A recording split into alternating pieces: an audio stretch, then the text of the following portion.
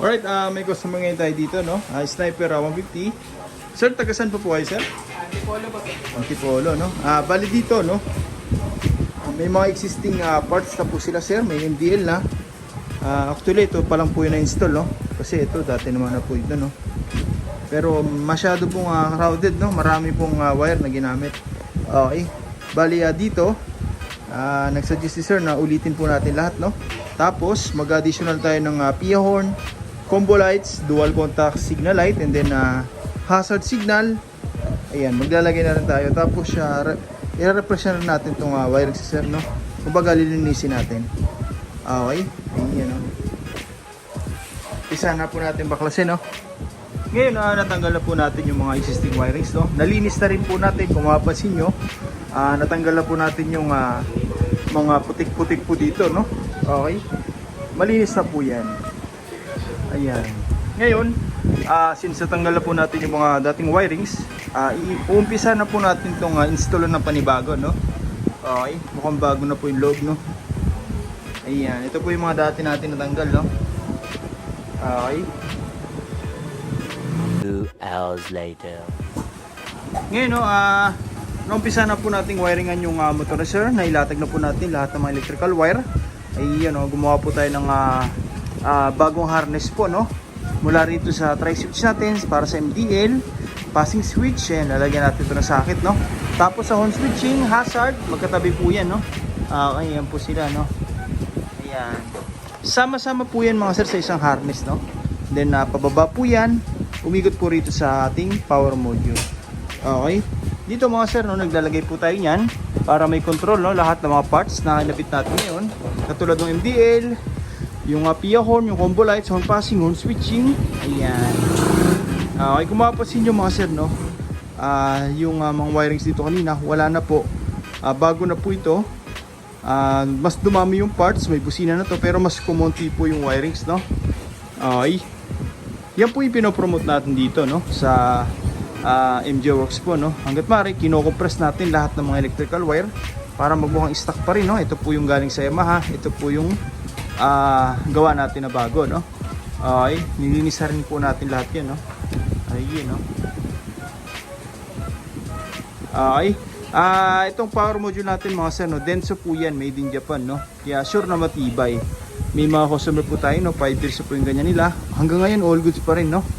Kahit pagpalit man ng busina, ng MDL, yan pa rin yung gagamitin, no. Hindi na gagalawin yan. Okay. Kumbaga, fix na po yan dito sa wiring si sir. Magpalit man tayo ng mga iba-ibang brand ng busina, MDL. Yan na po yung gagamitin natin. Hindi na po tayo mag-rewirings. Okay. Ayan, no. Yan. Kung mapapansin nyo mga sir, no, andito na yung mga output ng busina, ng MDL. Lahat po yan, organized na po. Hindi po katulad kanina, no, na medyo crowded po, no. Yung isang busina nandito na po, no. Tapos yung isang PIA, lalagay natin dito para pares po sila, no. Okay. Ayan, naglagay na rin tayo ng dual contact, no. May socket na rin yan para plug and play po, no. Tsaka may voltmeter na rin to. Matagal na po nakakabit yun, no.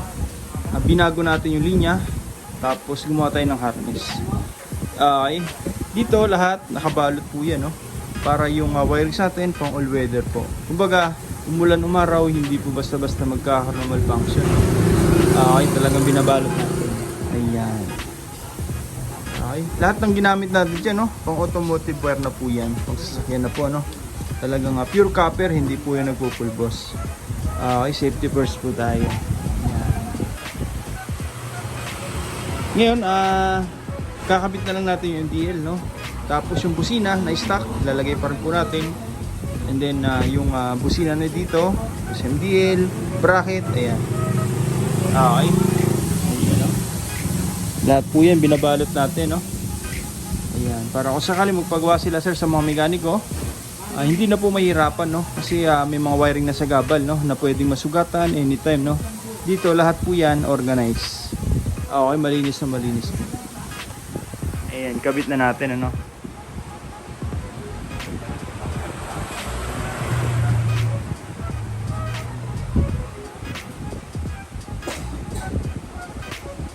Ngayon natapos na po natin yung motor sir, no? Nag-addition na rin tayo ng dual contact signal light. Ayan, no?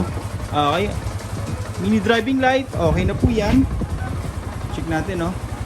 High and low. Yun, no? Napakalakas po yan mga sir. High lumens po yan, no? High and low. Tapos yung passing light, ito po, no? Okay, busina, stock horn. Ito po, no? Tapos yung loud horn. Ayan naman po. Ito yung mga switch, no? Ayan. Sa stock horn wala pong passing, no? Pero sa loud horn, meron na po yan. Ayan, oh, lakas. Okay. Ayan. MDL, high and low. Passing light, ito po yung nilagay natin na switch, no? Heavy duty po yan mga sir, na waterproof. Pag nag-passing tayo, automatic po yan, sasabay yung headlight. Okay. Pero pwede pa rin tayo mag-high and low ng MDL, no? Nang hindi sasabay yung headlight. Okay, sa headlight, meron din po tayong switch. Ayan, no? Okay. Ayan. High and low. Okay, hindi po sasabay yung MDL dyan. Kahit mag-high and low po tayo, no?